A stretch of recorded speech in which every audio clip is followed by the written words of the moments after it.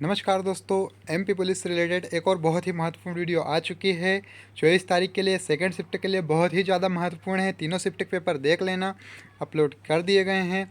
ज़रूर से वीडियो को लाइक करें, सब्सक्राइब करें और स्किप बिल्कुल ना करें। कॉपी पेन लेके बैठना अनिवार्य है। बिल्कुल चांस है, 100% चांस है। बिल्कुल तैयारी कर लीजिए, पूरा वीडियो देखना, पूरी तैयारी कर लेना। आपको कितने क्वेश्चन आते हैं, आप कितने पानी में हैं, आपको पता चल जाएगा। और चैनल को सब्सक्राइब करना, वीडियो को ज़रूर से लाइक कर देना अगर वीडियो पसंद आए तो। आगे बढ़ते हैं। अगर मोबाइल को ऑन किया गया है तो यदि रोता है तो रोटेटर घूमता है, रोटेटर स्थित है तो फ़ोन बंद होगा। सही, गलत, हो सकता है अप्रासंगिक या गलत। करेक्ट आंसर क्या है? गलत। देखो, प्रश्न को समझो। अगर मोबाइल को ऑन किया गया है तो यदि कोई रोता है तो रोटेटर कोई रोता है तो रोटेटर घूमता है। ठीक है, रोटेटर स्थिर है तो फ़ोन बंद है, ये कोई सत्कथन नहीं है, यह गलत है। आगे बढ़ते हैं। इंपॉर्टेंट क्वेश्चन है, नोट कर लो। केवलादेव राष्ट्रीय उद्यान भारत के किस राज्य में स्थित है? राजस्थान में, महाराष्ट्र में, गुजरात में, बिहार में। तो करेक्ट आंसर क्या है? केवलादेव राष्ट्रीय उद्यान कहाँ पर है? वह है राजस्थान में। देखिए, वीडियो को स्किप मत करना, पूरी तैयारी कर लो, एक बार समय दे दो। हो सकता है 100% पूरा आ जाए तो 100% फिर चांस बन जाए, तो फिर कोई नहीं रोक सकता। और तीनों सेट की तैयारी करोगे तो बहुत सारे क्वेश्चन आ सकते हैं और आएंगे, आ रहे हैं। तो पिछले आ चुके हैं बहुत सारे सेट में और 100% भी आ चुके हैं। तो कहने का मतलब ये है कि तैयारी कर लो, पूरी कर लो, एक बार समय दे दोगे, हो जाएगा। समय व्यर्थ मत करो, समय अब बहुत कम बचा है एग्ज़ाम के लिए। तो आगे बढ़ते हैं। वह शब्द ज्ञात कीजिए जो निम्न 3 शब्दों की श्रेणी को दर्शाता है। चौकी, मेज, कुर्सी, बेंच, फर्नीचर, दरी, दफ्तर। तो चौकी, मेज, कुर्सी। तो आगे क्या आ सकता है? वह है फर्नीचर। आगे बढ़ते हैं, करेक्ट आंसर देखते हैं, फर्नीचर सही आंसर है।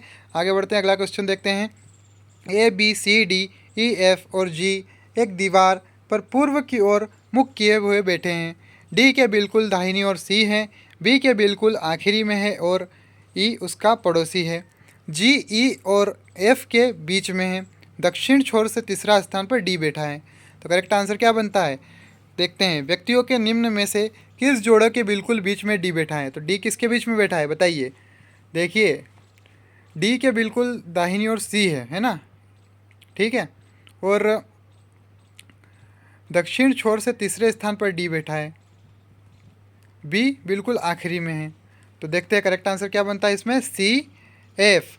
तो जोड़े के बिल्कुल बीच में डी बैठा है, वो है सी एफ, जोड़े के बीच में। आगे बढ़ते हैं। धन विधेयक का, देखो इस तरह क्वेश्चन ईजी है, हर एग्जाम में आ रहे हैं, बिल्कुल ईजी है, कोई बड़ा तोप वाली बात नहीं है। समझोगे हो जाएगा, हो जाएगा, समझ गए।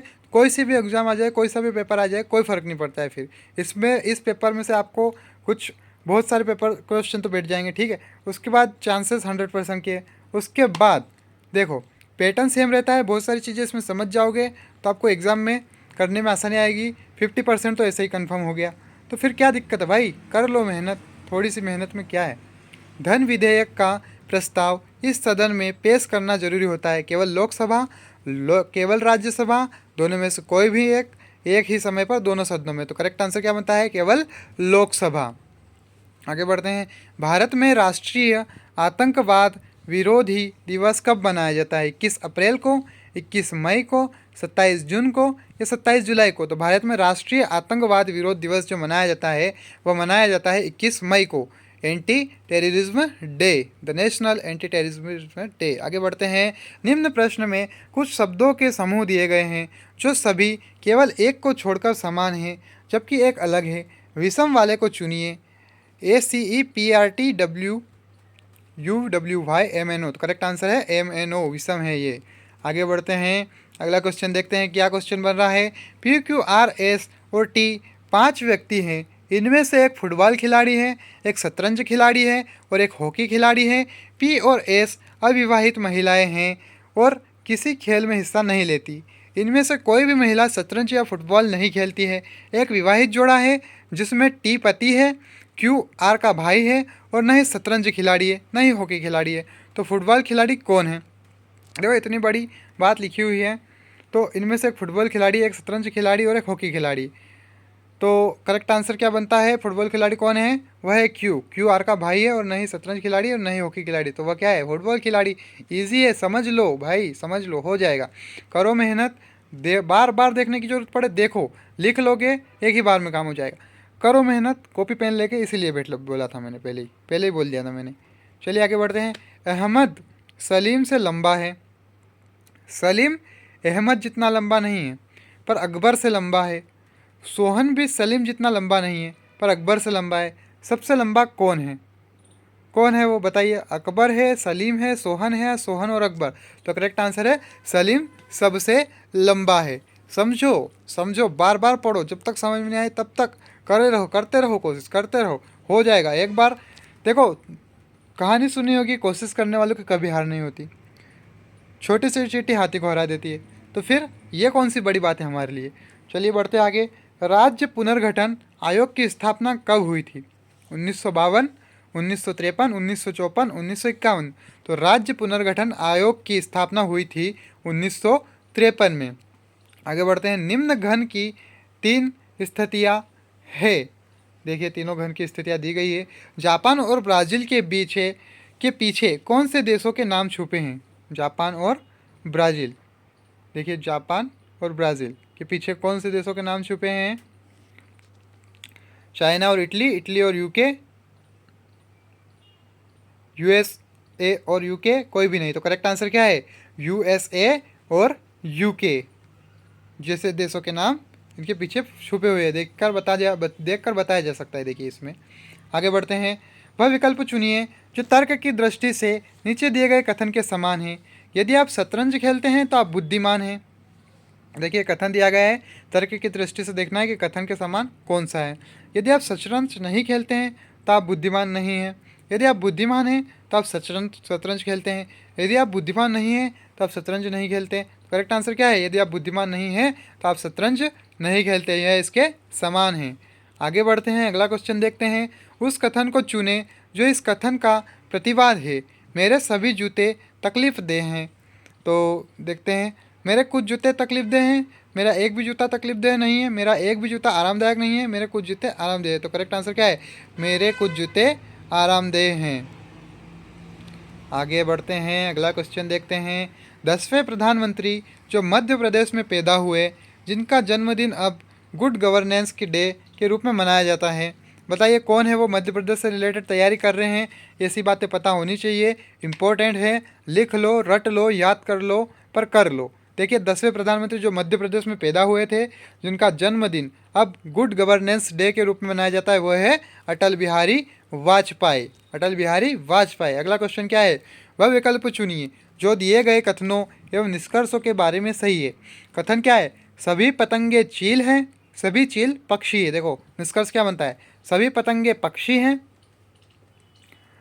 सभी पक्षी पतंगे हैं। तो करेक्ट आंसर क्या बनता है? करेक्ट आंसर जो है वह है केवल निष्कर्ष 1 सही निकलता है। देखिए क्या गया है पहले में क्या कहा गया है? देखिए सभी पतंगे चील हैं, देखो चील है, उसके बाद क्या लिखा है? सभी चील पक्षी है। तो क्या लिखा है नीचे निष्कर्ष में? सभी पतंगे पक्षी है। तो देखो चील जो है वो पक्षी है। तो करेक्ट आंसर क्या हो गया इसी प्रकार से कि यह सही है, फर्स्ट वाला। आगे बढ़ते हैं।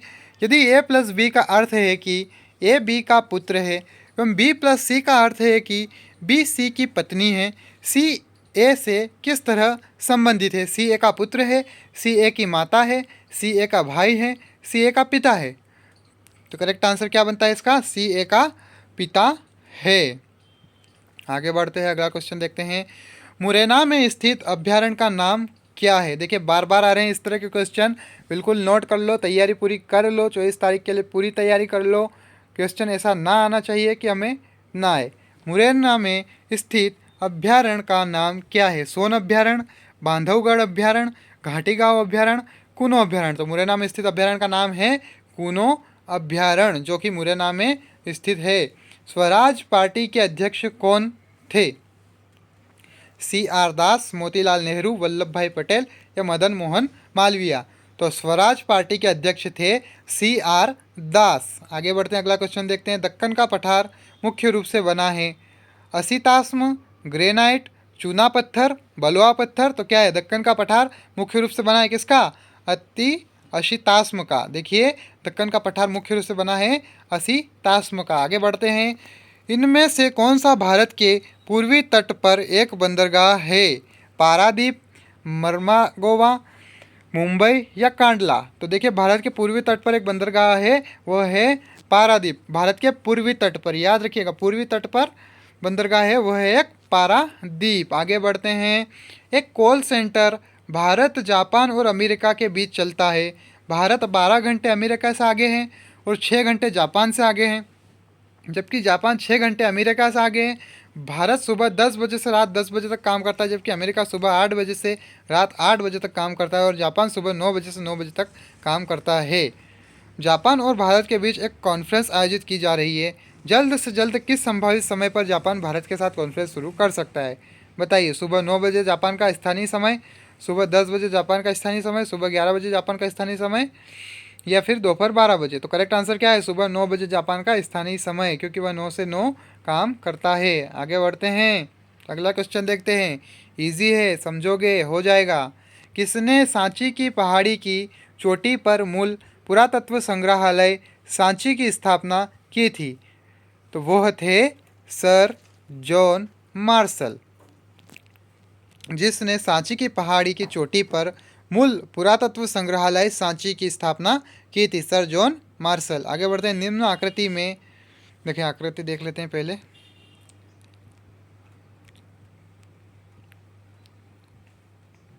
देख लो आकृति TSWC, इनके अक्षर अंदर के जो वृत्त है, इनके अंदर जो डाटा दिया गया है उसके ऊपर क्वेश्चन है। निम्न आकृति में वृत्त एस उन परिवारों को दर्शाता है जिसके पास स्कूटर है। वृत्त टी उन परिवारों को दर्शाता है जिनके पास टीवी है। वृत्त डब्ल्यू उन परिवारों को दर्शाता है जिनके पास वॉशिंग मशीन है। वृत्त सी उन परिवारों को दर्शाता है जिसके पास कार है।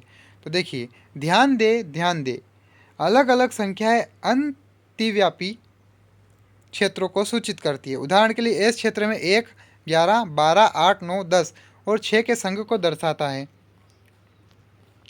देख लीजिए क्वेश्चन क्या बनता है। वे परिवार जिनके पास वॉशिंग मशीन, टीवी है लेकिन स्कूटर नहीं है, उन्हें किसके द्वारा दर्शाया गया है? तो देखिए 7, 8, 9 या कोई नहीं? तो करेक्ट आंसर है 7। आगे बढ़ते हैं, अगला क्वेश्चन देखते हैं। अगला क्वेश्चन क्या बन रहा है। एक प्रसिद्ध कवि को भारत के शेक्सपियर के रूप में जाना जाता है।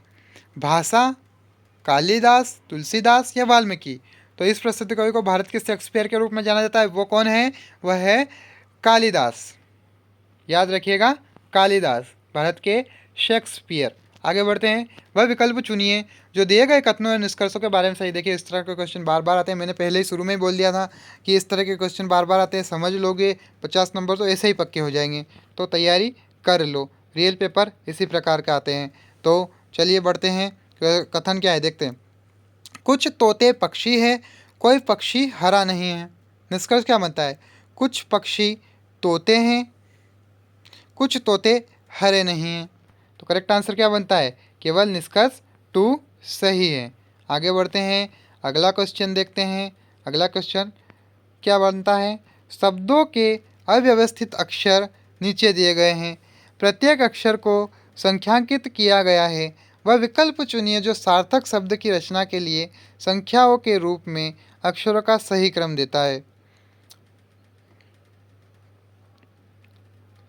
करेक्ट आंसर क्या बनेगा? वह 6, 4, 2, 1, 5, 3।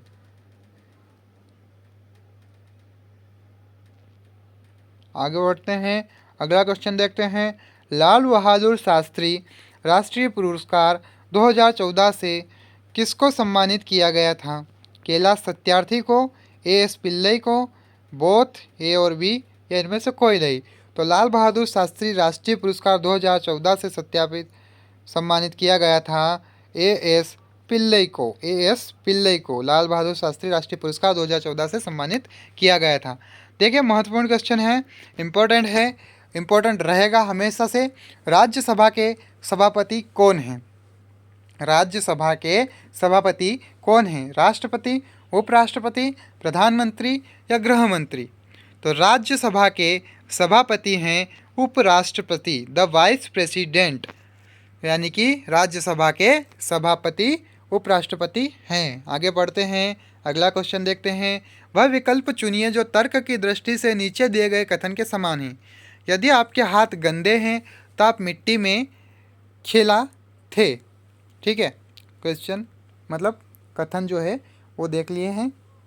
तर्क की दृष्टि से देखते हैं कि इस कथन के समान कौन सा है। यदि आपके हाथ गंदे नहीं हैं तो आप मिट्टी में नहीं खेलें। यदि मिट्टी में खेले थे तो आपके हाथ गंदे नहीं हैं। यदि आप मिट्टी में नहीं खेले थे तो आपके हाथ गंदे नहीं हैं।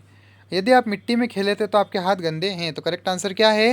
यदि आप मिट्टी में नहीं खेले थे तो आपके हाथ गंदे नहीं हैं, यानी कि ऑप्शन नंबर फर्स्ट वो है एक मैच करता है। आगे बढ़ते हैं। अनूप श्रीधर निम्न में से किस खेल से संबंधित है? खेलकूद, बैडमिंटन, कुश्ती या तैरना?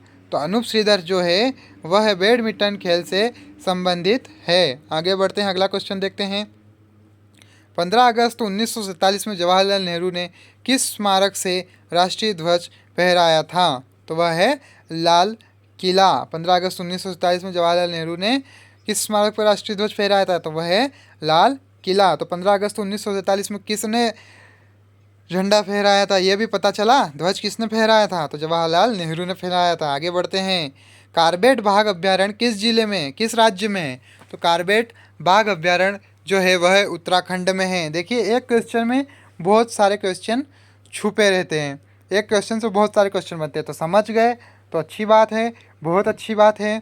पढ़ाई करना ज़रूरी है, एग्ज़ाम नज़दीक है, बिल्कुल तैयारी कर लो। 100% चांस बनते हैं, तो कृपया करके तैयारी करो, बार बार देखो, तैयारी पूरी कर लो। ऐसा एक भी क्वेश्चन नहीं बचना चाहिए जिसका क्वेश्चन का आंसर आपको ना पता हो। तो कार्बेट बाघ अभ्यारण्य किस राज्य में है? वह है उत्तराखंड। आगे बढ़ते हैं। वह विकल्प चुनिए जो दिए गए कथनों एवं निष्कर्षों के बारे में सही है। तो कथन क्या है? सभी बंदूकें राइफल हैं, कुछ पिस्तौलें बंदूकें हैं। तो निष्कर्ष क्या बनता है? कुछ पिस्तौलें राइफल हैं, कुछ बंदूकें राइफल हैं। तो करेक्ट आंसर क्या बनता है? कौन सा सही है? देखते हैं। करेक्ट आंसर जो है वो फर्स्ट वाला सही निकल रहा है, कुछ पिस्तौलें राइफल है। तो देखिए, सभी बंदूकें राइफल है तो कुछ पिस्तौलें बंदूक है, तो कुछ पिस्तौलें राइफल होगी ना, होगी ना। ठीक है, इतना ईजी है, समझ लो, हो जाएगा। इमेजिनिंग इंडिया के लेखक कौन हैं? इमेजिनिंग लेखक कौन है? इमेजिनिंग इंडिया के लेखक कौन हैं? तो वह कौन है इमेजिनिंग इंडिया के लेखक? वह है नंदन नीलेकणी। नंदन नीलेकणी। आगे बढ़ते हैं। चंबल कहाँ से उत्सर्जित होती है? जानापाव पहाड़ियों से, रीवा जिला, सागर जिला या मेकला रेंज? तो चंबल कहाँ से उत्सर्जित होती है? वह है जानापाव पहाड़ियाँ। चंबल कहाँ से उत्सर्जित होती है? जानापाव पहाड़ियाँ। मेरी वजह से कोई फ़ायदा हो एग्ज़ाम में तो ज़रूर चैनल सब्सक्राइब करना, ज़रूर लाइक करना। कोई दिक्कत नहीं है, एग्ज़ाम देने के बाद में आके कर लेना, कोई प्रॉब्लम नहीं मेरे को। चैनल सब्सक्राइब बाद में कर लेना, पर वीडियो को देखो, तैयारी पूरी करो भाई, प्लीज़ कर लो। टी पी के पिता हैं, एस टी से कैसे संबंधित है?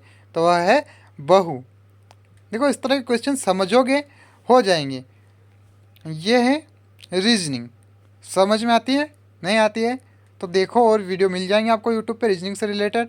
सिर्फ रीजनिंग से रिलेटेड वीडियो देखो। अगर आपको समझ में नहीं आती रीजनिंग, पहले रीजनिंग समझो, फिर मैथ समझो, जनरल नॉलेज वगैरह वगैरह सबको पता होता है, सभी तैयारियां करते हैं। तो इन चीज़ों की तैयारियां भी करो, ये चीज़ें बहुत महत्वपूर्ण है कॉम्पिटिटिव एग्ज़ाम के लिए।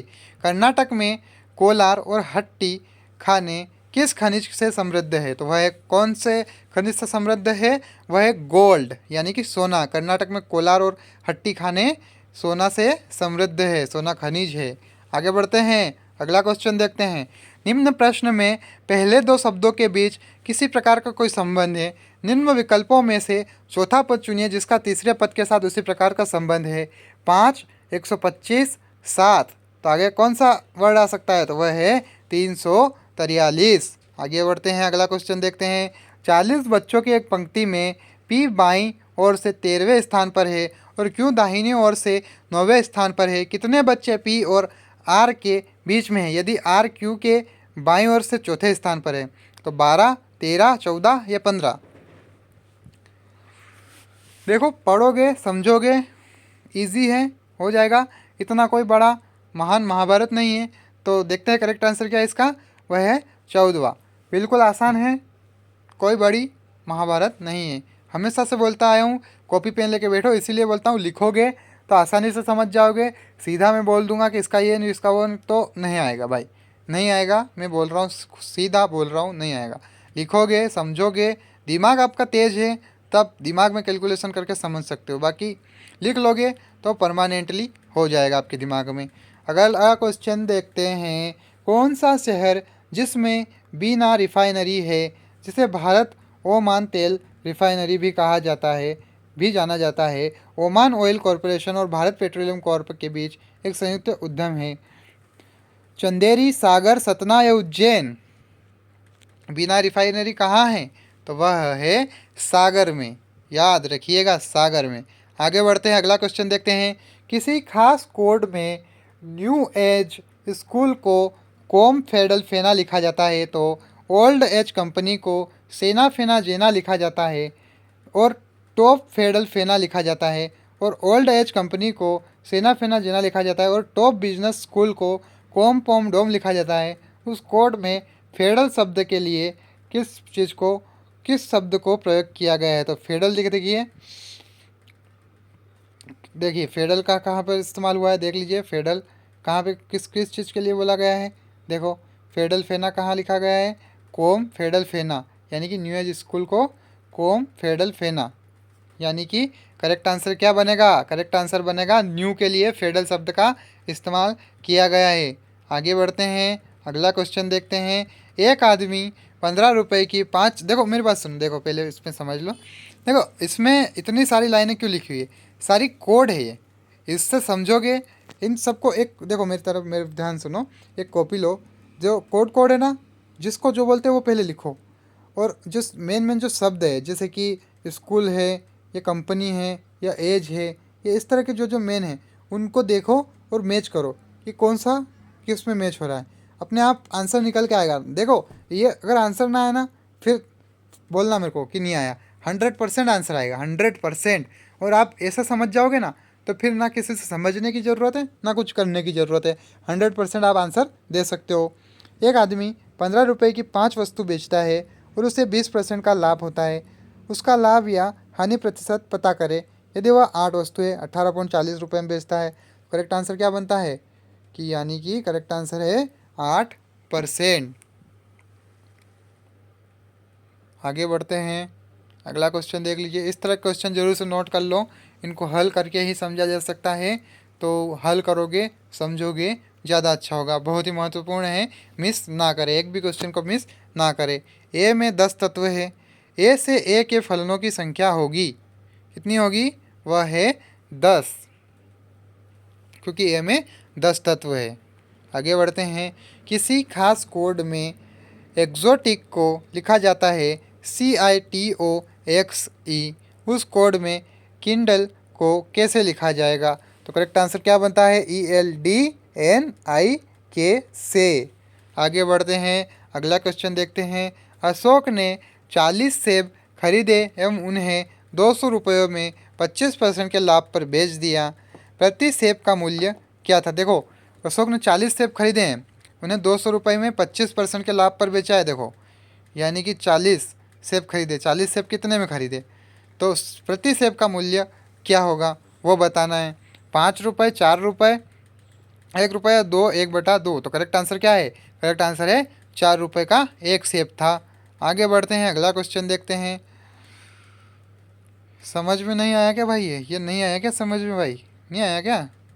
अरे यार मत, यार भाई मत करो यार, इस तरह के क्वेश्चन नहीं समझ में आएंगे तो भाई इसको पढ़ो। मैं क्या बोलता हूँ, इस क्वेश्चन को पढ़ो तुम। मैं बोल रहा हूँ, इस क्वेश्चन को अगर समझ में नहीं आए तो इसको कम से कम, मैं बोल रहा हूँ 10 बार पढ़ लो। अगर सबसे कमज़ोर दिमाग भी होगा ना, 10 बार के अंदर समझ में आ जाएगा भाई। फिर कुछ भी नहीं बोलना, ऑटोमेटिक आ जाएगा। थैंक यू बाद में बोल देना भाई मेरे को। 2 पासे एक साथ फेंके गए हैं, दूसरे पासे पर 6 संख्या आने की संभावना क्या है? 1/6, 1/3, 1/4, 1/9। करेक्ट आंसर है 1/6। आगे बढ़ते हैं, अगला क्वेश्चन देखते हैं। एक कोड में क्रॉस को 1 2 3 4 5, स्वेट को 5 4 6 7 8 एवं अलोन को 7 9 3 0 6 लिखते हैं। उसी कोड में लेंटन्स को कैसे लिखेंगे? तो लेंटन्स को कैसे लिखेंगे? इसमें 97086205।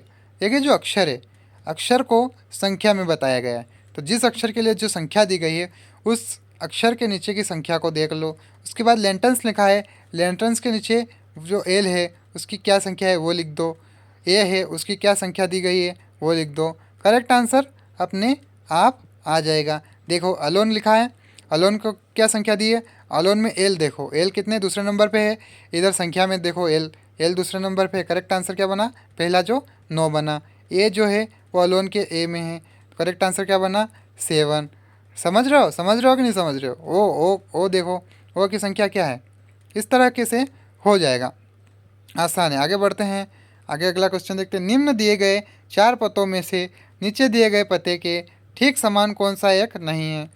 देखिए ये क्वेश्चन रोज आता है, बिल्कुल इसके नंबर पक्के कर लो। देखो पता दिया जाता है, 4 पते और नीचे दिए जाते हैं, कौन सा एक भिन्न है, वो मतलब कुछ अलग रहता है उसमें, उसको देखो आसानी से कर दो, आसान है, नंबर पक्के हैं। देखो इसमें फर्स्ट वाला ही विभिन्न है। अगर अरे भाई साहब इतना इजी क्वेश्चन आ चुका है, इसको मत छोड़ के आना। इस तरह के क्वेश्चन रोज आ रहे, मत छोड़ो यार, मत छोड़ो। निम्न आकृति को बनाने के लिए न्यूनतम संख्या में कितनी सीधी रेखाओं की आवश्यकता होगी?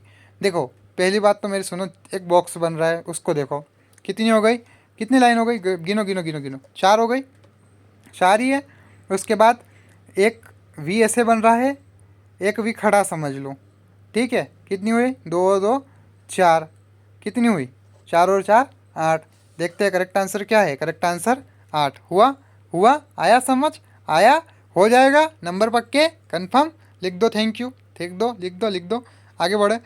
60 किलोमीटर घंटा की गति से चलने वाली एक ट्रेन 12 सेकंड में एक खंभे को पार करती है। ट्रेन की लंबाई क्या है? करेक्ट आंसर है 200 मीटर। आगे बढ़ते हैं। श्रृंखला में अगला पद कौन सा आएगा? M3V O5U Q7T S9S U11R। आगे बढ़ते हैं, अगला क्वेश्चन का राइट आंसर क्या बन रहा है? W13Q। आगे बढ़ते हैं। एक 105 मीटर लंबी ट्रेन 50 किलोमीटर प्रति घंटा की गति से चल रही है। एक आदमी जो ट्रेन की विपरीत दिशा में है 4 किलोमीटर प्रति घंटा की गति से दौड़ रहा है, उसे ट्रेन कितने समय में पार करेगी? 7 सेकंड, 10 सेकंड, 12 सेकंड या 5 सेकंड? करेक्ट आंसर क्या बनता है? 7 सेकंड। ये रीजनिंग है, ज़रूर से सीख लो, बहुत काम आएगी, बहुत बहुत काम आएगी। आगे बढ़ते हैं। 2 पाइप ए और बी एक हेजा होज को क्रमशः 60 मिनट और 75 मिनट में भर सकते हैं। लीकेज की वजह से होज 100 मिनट में भरा। कितने मिनटों में तीसरा पाइप अकेले होज को खाली कर सकता है? 50 मिनट, 55 मिनट, 60 मिनट या 40 मिनट? करेक्ट आंसर क्या बनता है? वह है 50 मिनट। नीचे दिखाए गए क्रम में अगली आकृति कौन सी आएगी? देखो समझो, समझोगे हो जाएगा। फर्स्ट आकृति देखो, सेकेंड देखो, थर्ड देखो, फोर्थ देखो। इससे आगे की कौन सी आकृति आ सकती है? समझो समझो। सबसे पहले देख लो, ऑप्शन देख लो भाई, ऑप्शन देख लो, कौन सी आकृति आ सकती है यार, बताओ। देखो करेक्ट आंसर देखते हैं, ये वाली देखो। मैं बोलने वाला था, हमेशा सेकेंड वाला इंपॉर्टेंट रहता है। जैसे कि 4 ऑप्शन दिए जाते हैं आकृति वाले, तो उसमें सेकेंड वाला ज़्यादातर मैच होता है अगर भिन्नता ज़्यादा हो। अगर एक लाइन, एक पैटर्न चल रहा होता है ना, तो उसमें पैटर्न आगे बढ़ जाता। इस तरह के क्वेश्चन आते हैं, जरूर से करके आना, बिल्कुल भी मिस ना करना। Option number 4 is right. आगे बढ़ते हैं। निम्न प्रश्न में संख्या श्रृंखला में एक पद गलत है, गलत पद ज्ञात कीजिए। 3 7 12 18 25 और 32। तो करेक्ट आंसर क्या बन रहा है? 32 है, जो एक गलत पद है। आगे बढ़ते हैं। विलुप्त संख्या चुनकर श्रृंखला को पूरा कीजिए। 0 1 1 2 3 4 2 3 5। आगे क्या आ सकता है? Correct answer is 8। 3 के बाद 2 की गैप हुई, 5 हुआ। 5 के बाद 3 की गैप दी, 8 हुआ। इजी हुआ नहीं हुआ? समझ लो, हो जाएगा। दिए गए भिन्नों को आरोही क्रम में सजाइए। देखिए जो दिया गया है 5/6, 7/8, 11/12 और 3/10। तो करेक्ट आंसर क्या बनता है? 3/10, 5/6, 7/8, 11/12। श्रृंखला में अगला पद क्या आएगा? BDFHJ। Correct answer L. आगे बढ़ते हैं, अगला क्वेश्चन देखते हैं। पंचायत चुनाव में 2 उम्मीदवार थे, ए को 45% वोट मिला, वह बी से 3120 वोटों द्वारा पराजित हुआ। ए को कितने वोट प्राप्त हुए? तो ए का कितना वोट प्राप्त हुए? 14,040 वोट। 45% वोट मिला है ए को। वह बी से 3120 वोटों द्वारा पराजित हुआ है। तो ए को कितने वोट प्राप्त हुए हैं? तो 14,040। आगे बढ़ते हैं, सवाल नोट कर लो, इम्पोर्टेंट है, मिस किसी को भी मत करना, याद कर लो, लिख लो, हो जाएगा। पहली 5 अग्र संख्याओं के घनों का औसत क्या है? तो वह है 366.8। आगे बढ़ते, यदि एक संख्या के एक चौथाई का एक तिहाई 15 है तब उस संख्या का तिहाई 3/2 होगा। यदि एक संख्या में एक चौथाई का एक तिहाई 15 है तब उस संख्या का 3/2 होगा, वह होगा 54। आगे बढ़ते हैं, 0.32 और 0.02 के बीच का मध्यानुपात है 0.08, 0.80, 0.16, 0.40। तो करेक्ट आंसर क्या है? 0.8। आगे बढ़ते हैं, अगला क्वेश्चन देखते हैं। नीचे दी गई श्रृंखला अक्षरों एवं संख्याओं का अनुक्रम प्रयोग करती है, गलत संयोजन पहचानिए। देखिए, गलत संयोजन पहचानना है, तो देखते हैं क्या है गलत संयोजन। तो कौन सा वाला सही है? करेक्ट आंसर जो है, मतलब गलत संयोजन जो है वो चौथा वाला है। तो देखिए, इसमें गलत संयोजन बन रहा है। आगे बढ़ते हैं, अगला क्वेश्चन देखते हैं। यदि हंटर के लिए कोड GTMSDQ है तो नीलेश के लिए क्या कोड होगा? तो नीलेश के लिए कोड होगा MHKDRG। आगे बढ़ते हैं, विलुप्त संख्या चुनकर श्रृंखला को पूरा कीजिए। 1, 64, 343, 1000। तो आगे क्या आ सकता है? वह है 2197। आगे बढ़ते हैं, अगला क्वेश्चन देखते हैं। 405 टॉफियों को बच्चों में बराबर से इस प्रकार बांटा गया कि प्रत्येक बच्चे द्वारा प्राप्त की गई टॉफ़ी बच्चों की कुल संख्या की 20% है। प्रत्येक बच्चे को कितनी टॉफ़ियाँ मिली? 20, 15, 18, 45। तो करेक्ट आंसर क्या है? 45। देखो, समझो, समझ में आ जाएगा, परसेंट निकालना भी आ जाएगा, इजी है, कोई बड़ी महारत नहीं है। जो संख्या होती है, परसेंट होते हैं, वो 1/100 के भाग से निकलता है। इजी है, समझ जाओ। नहीं आ रहा है, यूट्यूब पे एक वीडियो देख लो, परसेंट कैसे निकाला जाता है। रील्स में जाके देखोगे, हर 1 मिनट के अंदर समझ जाओगे परसेंट कैसे निकलता है। आगे बढ़ते हैं, किसी खास कोड में लिसन टू म्यूज़िक को लिस्टो मेक सुनिम लिखा जाता है, कम टू पुणे को मोम्बो मेक पोनो लिखा जाता है और आई लाइक म्यूज़िक को कोनो मिस्टो लिस्टो लिखा जाता है। उस कोड में सुनिम शब्द के लिए प्रयोग किया जाता है। किस शब्द के लिए प्रयोग किया जाता है? देखो, सुनिम वो है लिस्टों के लिए, मिस्टों के लिए, come to Pune, sorry, listen के लिए, टू के लिए, या म्यूज़िक के लिए। तो सुनिम के लिए क्या किया जाता है? करेक्ट आंसर जो है वो है लिसन के लिए। आगे बढ़ते हैं, अगला क्वेश्चन देखते हैं। यदि एक संख्या का 45% उस संख्या के 55% से 250 कम है तो संख्या क्या होगी? देखो, इस तरह के क्वेश्चन आते हैं, बिल्कुल इजी है, कर लो, समझ लो, परसेंट निकालना। 25 तो करेक्ट आंसर है, बिल्कुल इजी होगा, बिल्कुल इजी से भी इजी समझोगे। सामान्य वार्तालाप से आ रही ध्वनि की प्रबलता है 10 डेसिबल, 30 डेसिबल, 60 डेसिबल या 70 डेसिबल। तो सामान्य वार्तालाप से आ रही ध्वनि की प्रबलता क्या है? वह है 60 डेसिबल। अगला क्वेश्चन देखते हैं, मान निकालना है। 313 इंटू 313 प्लस 287 इंटू 287 का मान निकालिए। तो करेक्ट आंसर क्या बनता है?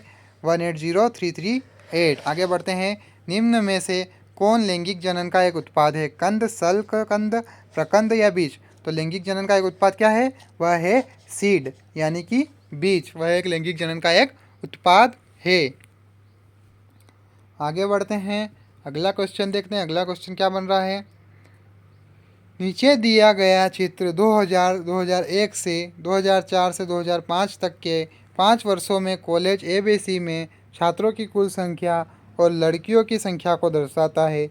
इस अवधि के दौरान छात्रों की कुल संख्या 100 से 1000 तक बढ़ गई, जबकि लड़कियों की संख्या 25 से 450 तक बढ़ी। तो छात्रों की कुल संख्या इक्वल टू लड़कों की संख्या प्लस लड़कियों की संख्या। देखो, शो हो रहा है डाटा।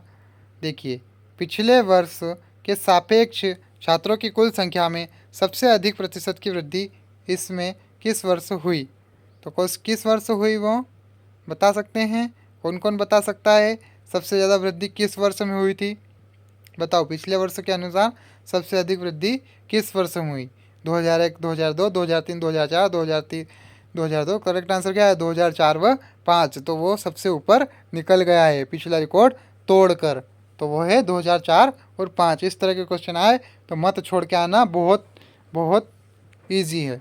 एक समतल दर्पण 8 सेंटीमीटर सेकेंड की गति से आपकी ओर आता है और आप उसमें अपने प्रतिबिंब को देख सकते हैं।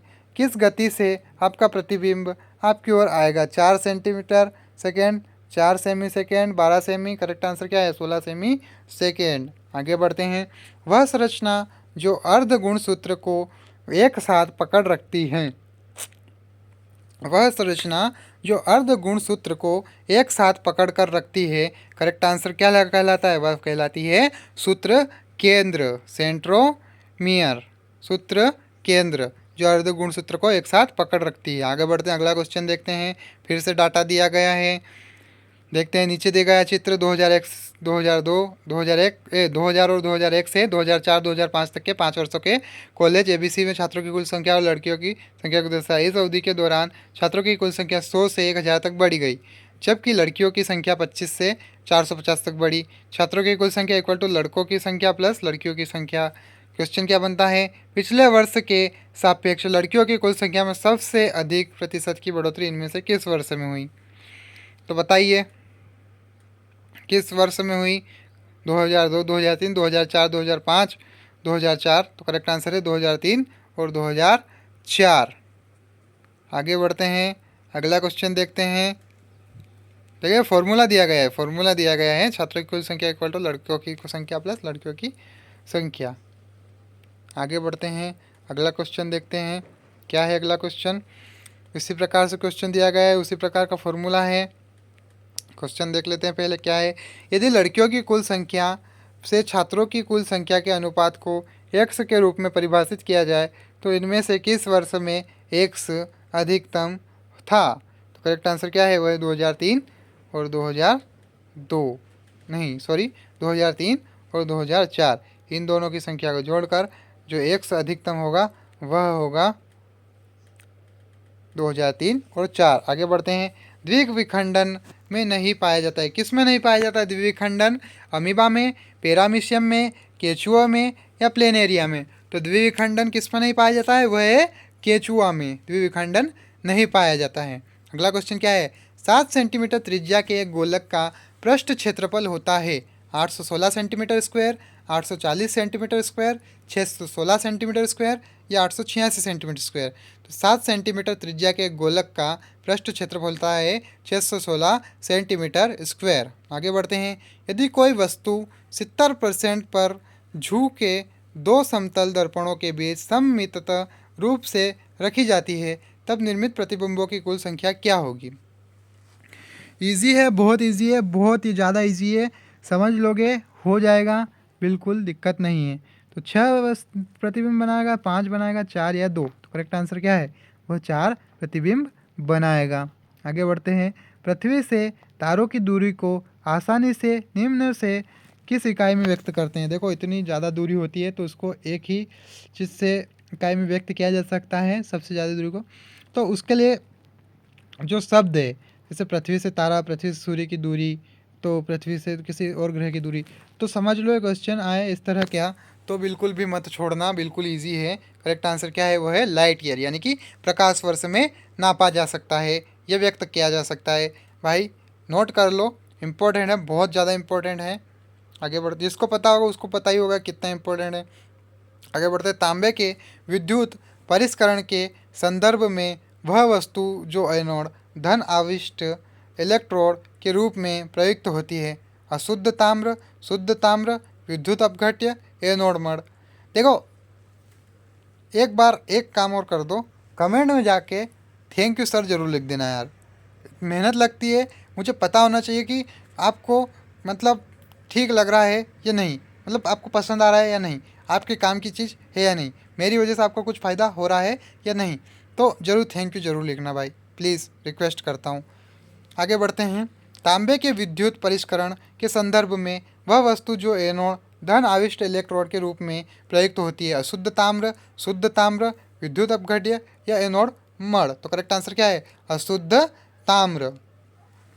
आगे बढ़ते हैं। साथ में ली गई दो घड़ियों की लागत कीमत 840 रुपये है। यदि एक को 16% लाभ और दूसरी को 12% हानि पर बेचने पर संपूर्ण लेन देन में कोई हानि या लाभ नहीं होता, तो दो घड़ियों की लागत कीमत कितनी होगी क्रमशः? 450 350, 360 480, 650 450 या 360 450। देखिए, यदि एक को 16% लाभ और दूसरी को 12% हानि पर बेचते हैं, उस हिसाब से बताना है। तो करेक्ट आंसर क्या बन रहा है? 360 और 480। आगे बढ़ते हैं। एक संख्या 1 से ले एवं उसे 6 से गुणा करें। परिणामी संख्या का घन ले। इस संख्या का मूल संख्या के घन के साथ क्या अनुपात है? करेक्ट आंसर है 216:1। आगे बढ़ते हैं। प्रश्न के उत्तर देने के लिए कृपया निम्न सारणी का प्रयोग करें। देखिए, सारणी दी गई है, प्रश्न देख लेते हैं। एक व्यापारी ने एक कागज, 2 कलम और एक पेंसिल को बेचा है। रुपयों में उसका लाभ क्या होगा? देखिए, प्राइस लिखा हुआ है, कलम का भी लिखा हुआ है, पेंसिल का भी लिखा हुआ है, कागज का भी लिखा हुआ है। देखना है, जोड़ना है, समझना है, करेक्ट आंसर बताना है। तो देखिए, करेक्ट आंसर कितना है? 56 रुपये, 62 रुपये, 29 रुपये या 49 रुपये। वीडियो को रोक लो, डाटा देखो, 10 सेकेंड तक देखो, समझ में आ जाएगा कैलकुलेशन से। करेक्ट आंसर आपके सामने होगा और वो होगा 56। आगे बढ़ते हैं। कोई निश्चित धन साधारण ब्याज पे देने पर 690 रुपये बन जाता है और 5 वर्षों में 750 रुपये बन जाता है। दिया गया धन क्या होगा? बताइए, 400 रुपये होगा, 650 होगा, 600 होगा। तो करेक्ट आंसर क्या है? वो 600 होगा। 600 पर साधारण ब्याज लगाइए 5 वर्षों के लिए। करेक्ट आंसर आपके सामने होगा। तो समझ जाओ, इजी है, एक बार समझ गए हो जाएगा। कौन से रिलेटेड क्वेश्चन है जरूर से नोट कर लो। अगला क्वेश्चन देखते हैं क्या है। विलयन में विद्युत धारा प्रवाहित होने से उत्पन्न रासायनिक अभिक्रिया किस पर निर्भर करती है? विद्युत धारा के स्रोत की प्रकृति पर, बर्तन के पदार्थ पर जिसमें विलयन लिया गया है, विद्युत धारा प्रवाहित होने के समय पर, विलयन की प्रकृति पर, विलयन की प्रकृति पर। तो करेक्ट आंसर क्या है? विलयन की प्रकृति पर निर्भर करती है। आगे बढ़ते हैं। निम्न अंतराल पर क्षेत्र में जल की आवश्यकता क्यों होती है? जल पौधों की वृद्धि के लिए आवश्यक है, जल बीजों के अंकुरण के लिए आवश्यक है, विभिन्न अंतराल पर फसलों को जल की आपूर्ति सिंचाई कहलाती है और यह विभिन्न फसलों, मृदा और मौसम के लिए अलग अलग होती है। जल पौधों के लिए आकार में वृद्धि करने के लिए सहायता बनता है। करेक्ट आंसर क्या है? विभिन्न अंतराल एवं फसलों की जल की आपूर्ति सिंचाई कहलाती है और ये विभिन्न फसलों, मृदा और मौसम के लिए अलग अलग होती है। आगे बढ़ते हैं, अगला क्वेश्चन देखते हैं। क्वेश्चन क्या है? कोस 80 degree upon sine 10 degree plus cos 59 degree cosec 61 degree का मान निकालिए। तो मान क्या होगा? 2 होगा। आगे बढ़ते हैं। विद्युत अपघट्य जो तांबे के पात्र को चांदी से लेप करने में प्रयुक्त होता है। देखो, विद्युत अपघट्य जो तांबे के पात्र को चांदी से लेप करने में प्रयुक्त होता है। कॉपर सल्फेट विलयन, सिल्वर नाइट्रेट विलयन, कॉपर नाइट्रेट। तो करेक्ट आंसर देखते हैं इसका क्या है? सिल्वर नाइट्रेट विलयन जो कि तांबे के पात्र को चांदी से लेप करने में प्रयुक्त होता है, वह सिल्वर नाइट्रेट विलयन। आगे बढ़ते हैं। सिंचाई की कौन सी विधि जल के संरक्षण में सहायता करती है? डोलची सिंचाई, नहर सिंचाई, बूंद बूंद सिंचाई या बाढ़ सिंचाई। तो निहार की सिंचाई की कौन सी विधि है जो जल संरक्षण किसमें सहायता करती है? वो है नहर सिंचाई। जो जल संरक्षण कर लिया जाता है उससे नहर चलाई जाती है, नहर से सिंचाई की जाती है। इजी है, इतना इजी क्वेश्चन छोड़ के मत आना। जरूर सब्सक्राइब कर दो, चैनल को लाइक कर दो, थैंक यू लिख दो प्लीज़, रिक्वेस्ट। आगे बढ़ते हैं। सभी 2 अंक की संख्याओं का जोड़ निकालिए जो 3 से विभाज्य है और 20 से छोटी है। तो करेक्ट आंसर क्या है? 63 है, 3 से विभाज्य है और 20 से छोटी है। आगे बढ़ते हैं।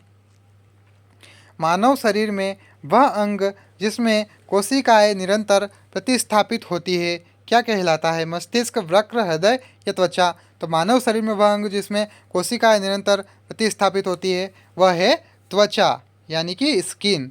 आगे बढ़ते हैं। प्रश्न के उत्तर देने के लिए कृपया निम्न सारणी का प्रयोग कर। देखिए, उस तरह का क्वेश्चन है, मैं बोल रहा हूँ इस तरह के क्वेश्चन को समझो यार, समय दे दो। चाहे इस क्वेश्चन में 1 घंटा लग जाए पर 2 समझ लो एक बार, क्योंकि ये क्वेश्चन बार बार आते हैं, नंबर पक्के हैं, तो समझ लो यार इनको। क्वेश्चन क्या है? एक व्यापारी ने 5 लेखन पुस्तकें बेची, उसका लाभ क्या होगा?